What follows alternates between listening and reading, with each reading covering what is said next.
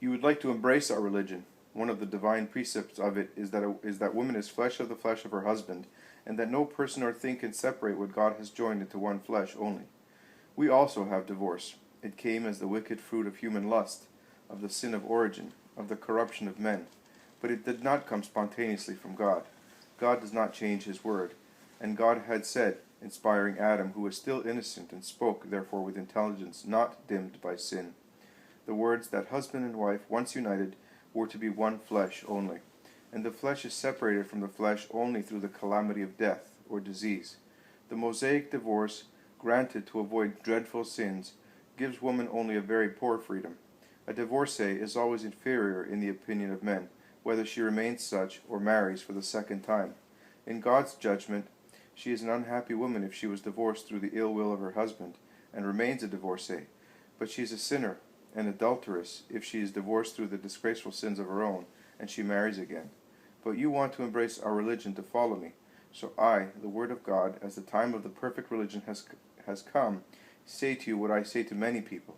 It is against the law to separate what God has united, and he or she is always adulterous by getting married again while the consort is still alive.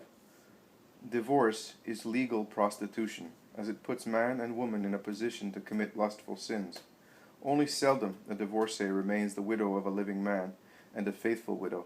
A divorced man is never faithful to his first marriage. Both he and she, by passing to other unions, descend from the level of men to that of brutes, which are granted to change female at each appeal of sensuality. Legal fornication, dangerous to families and to the fatherland, is criminal towards innocent children. The children of a divorced couple must judge their parents. The judgment of children is a severe one. At least one of the parents is condemned by the children, and the children, through the selfishness of the parents, are doomed to a mutilated, affective life.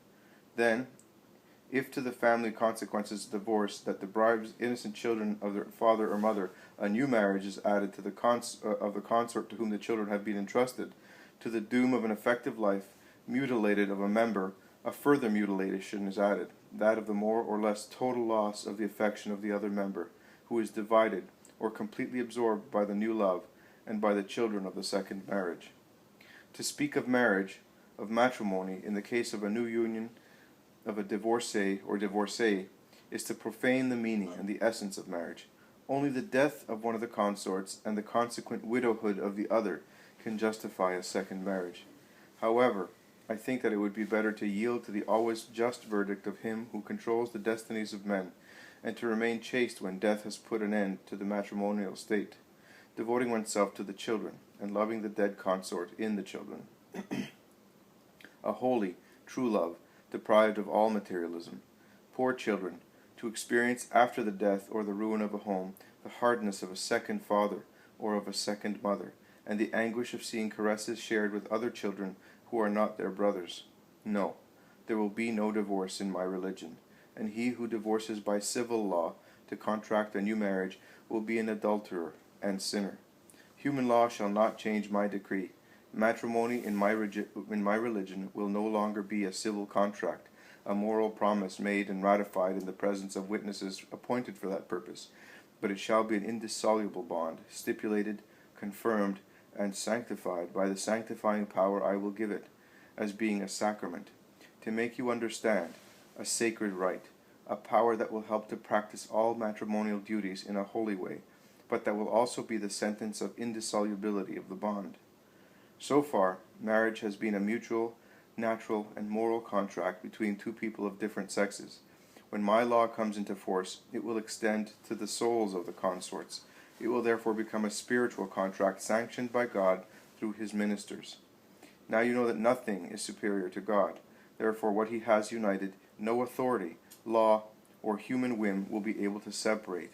Your ritual, where you are Caius or I am Caia, lasts in life to come in my right, because death is not the end, but a temporary separation of the husband from his wife, and the obligation to love lasts also after death.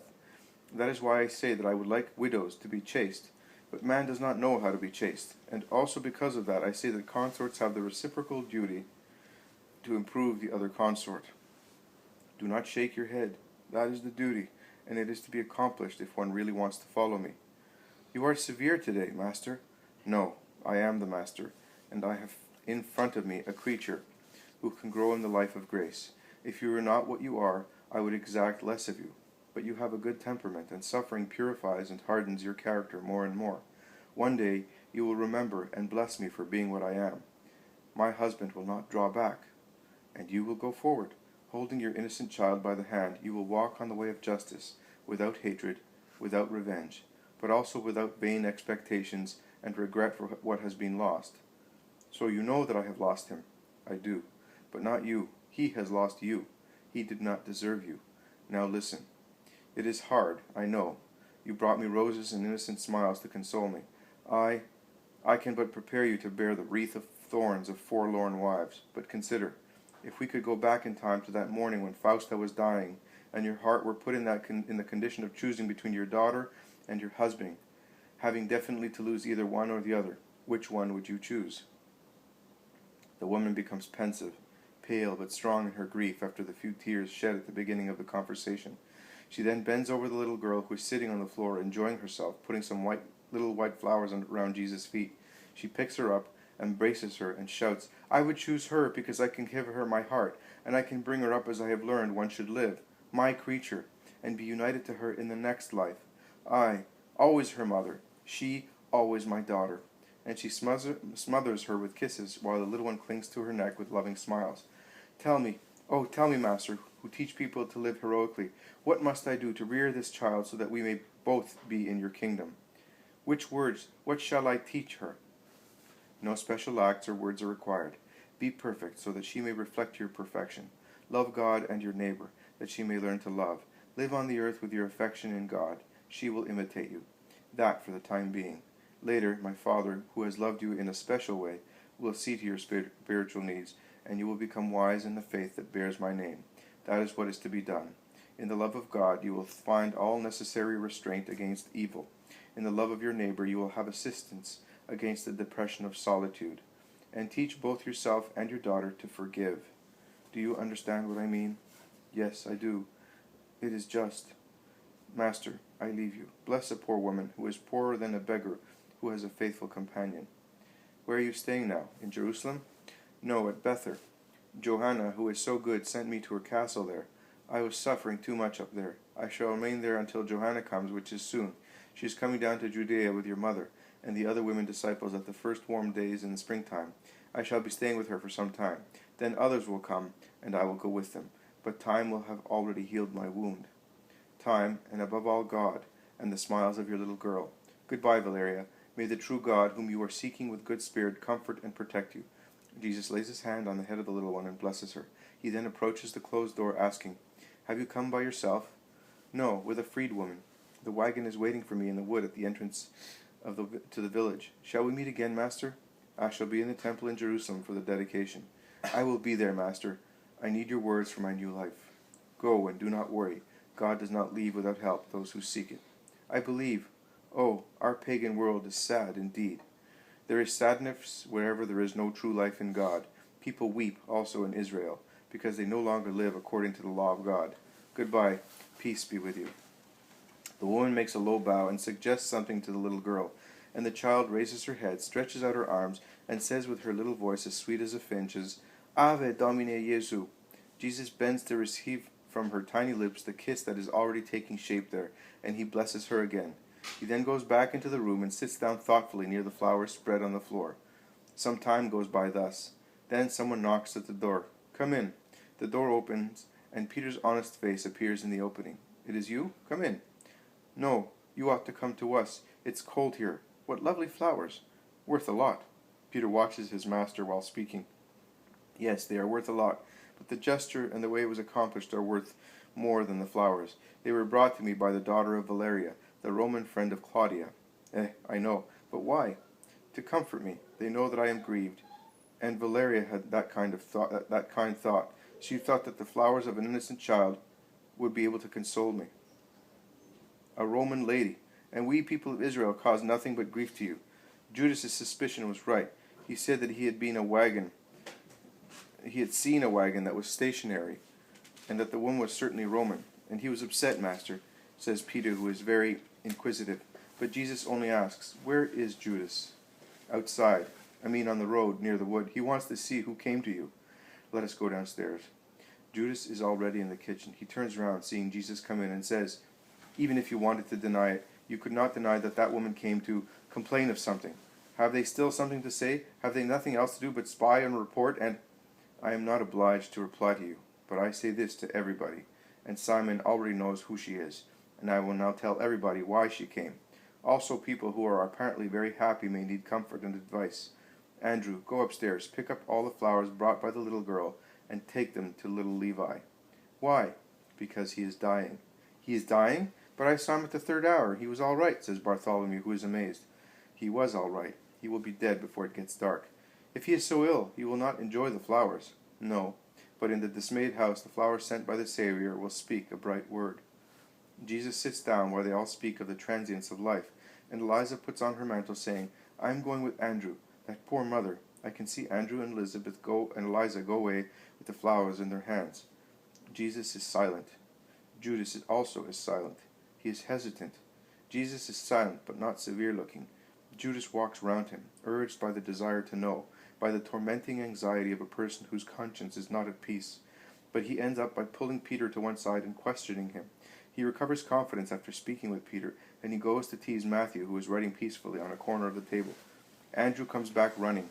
He says, panting, "Master, the boy is really dying. All of a sudden, they seem to have gone mad." But when Eliza said, "The Lord has sent them," and I thought they would understand for his deathbed, the mother and father shouted together, "Oh, it's true! Run back and call him. He will cure him." The word of faith. Let us go. And Jesus almost runs out. Of course they all follow him, including old John, plodding along in the rear. The house is at the end of the village, but Jesus arrives there quickly, and he elbows his way through the crowd, obstructing the open door. He goes straight to a room at the end of a corridor, because it is a large house with many inhabitants, perhaps brothers. In the room, bent over the improvised bed, there are the father, the mother, and Eliza. They see Jesus only when he says, "Peace to this house." The unhappy parents then leave the bed and throw themselves at Jesus' feet. Only Eliza remains where she is, intent on rubbing with aromatic essences the limbs that are becoming cold. The boy is really on the point of death. His body already shows the heaviness and languor of death. His face is waxen with dark nostrils and violet lips. He breathes with difficulty, with spasms of his little chest, and each breath seems to be the last one, so long it is from the previous one. His mother is weeping with her face on Jesus' feet. The father, who also is prostrated on the floor, says, "Have mercy, have mercy." He cannot say anything else. Jesus says, "Levi, come to me," and he stretches out his arms. The little one, a boy about 5 years old, has something like a shock, as if someone called him in a loud voice while he was asleep. He sits up without difficulty, rubs his eyes with his little fists. He looks round, obviously surprised, and when he sees Jesus smiling, he throws himself out of the bed and goes resolutely towards the master in his little tunic. His parents, bent as they are, do not see anything, but the exclamations of Eliza, who shouts, "Eternal goodness!" and of the apostles and of the curious people in the corridor, as they shout an "oh" of wonder, warns them of what is happening. They look up and see their child standing there as healthy as if he had never been on the point of death. Joy makes people laugh, weep, shout, be silent, according to the reaction of each individual. Here it is, the cause of mute, almost frightened amazement. There is too much difference between the previous condition and the present one, and the two poor parents, already stunned with grief, have difficulty in accepting joy. They eventually succeed, while Jesus takes the boy in his arms, and then silence is followed by a deluge of words mixed with exclamations of joy and blessings, and it is difficult to follow this torrent of words, all uttered confusedly at the same time. I gathered from them that at about the 6th hour the boy who was playing in the kitchen garden had gone into the house complaining of abdominal pains. When his grandmother took him in her arms near the fireplace, he seemed to get better. Later, about the 9th hour, he began to vomit intestinal matter, and he was at once in his last agony, the typical fulminant peritonitis. His father had rushed to Jerusalem at the first symptoms of the disease, and had come back with a doctor, who, after seeing the boy, who in the meantime had begun to vomit, had said, "He cannot live," and had gone away. In fact, the child was getting worse every moment, and his body was getting cold, and in the anguish of the sudden misfortune, they were not able to think of the salvation at hand. Only when Andrew and Eliza had gone in with the flowers, saying, Jesus sends them to Levi, they were enlightened as if by an internal light, and said, Jesus will save him. And you have saved him. May you be blessed forever. Your flowers, hope, faith. Oh yes, faith in your love for us. But how did you know, blessed one? Ask whatever you want of us. Give us your orders as if we were your slave. We owe you everything. Jesus listens to them, still holding the child in his arms. He lets them speak until they are tired, until their nerves subjected to so much strain become relaxed by giving vent to their feelings. He then says kindly, I love children and faithful hearts. You, all of Nob, have been very good to me. If I am good to those who hate me, what shall I give to those who love me? I knew, and I was also aware that grief was making you forget the source of life. I wanted to show you the way. But why did you not come by yourself, Lord? Were you perhaps afraid that we might not welcome you? No, I knew that you would receive me with love. But among these people who are around us, there are some who needed to be convinced that I know everything of men and of the state of their hearts. And I also wanted other people to understand that God answers those who invoke him with faith. Now be at peace, and let your faith in the mercy of God grow deeper and deeper. Peace be with you all. Goodbye, Levi. Go to your mother now. Goodbye, woman. Consecrate to the Lord also the child you are carrying in your womb, in remembrance of the Lord's kindness to you. Goodbye, man. Preserve your spirit in justice. He turns around to go away, passing with difficulty through the relatives crowding the corridor, grandparents, uncles, cousins of the boy cured miraculously, as they all want to speak to Jesus, bless him, be blessed, kiss his garments, his hands. Then after the large number of relatives, the people of the village want to do the same, but they pour into the street behind Jesus, leaving those of the house blessed by the miracle to their joy. And in the streets, by now dark, with the usual noise of the hours of rejoicing, all Nob takes Jesus back to John's little house, and it takes all the authority of the apostles to convince the citizens to go back to their houses, leaving the master in peace. And to their authority, they have to add more energetic means, such as threatening that unless they allow him to rest, they will all go away the following morning in order to reach their aim. And at long last, the tired one can rest.